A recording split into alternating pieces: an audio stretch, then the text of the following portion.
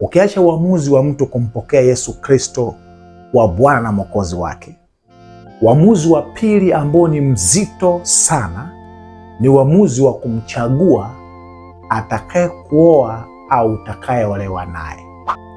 Uchaguzi wa mwenzi wa maisha ni miongoni mwa uchaguzi mzito sana ambao una mark U-turn ya maisha yako.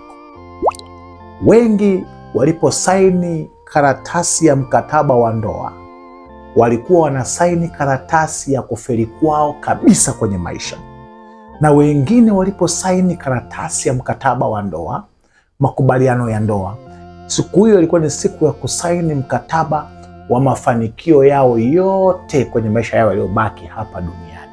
Namaanisha mafanikio ya amani, mafanikio ya kiroho, mafanikio ya kimwili, mafanikio ya kiuchumi.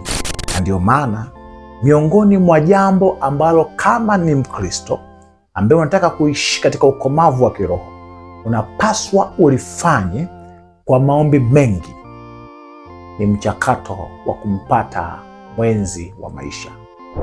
Kama ulikuwa unaomba mara moja kwa wiki au mara moja kwa siku, unapoasisi mchakato wa kumpata mwenzi wa maisha, inakupaswa uombe zaidi ya mara 3 kwa siku, maana ni tukio ambalo linakwenda kuamua hatima ya maisha yako. Ngoja nikwambie, adui anajua akikuvuruga kwenye ndoa, hana haja ya kuhangaika na maombi yako, amevuruga mifumo yako yote. Ndio maana nimesisitiza, kama kuna eneo ambalo unapaswa kujitoa kwa Mungu na kwa umakini mkubwa, ni eneo la kumpata mwenzi wa maisha.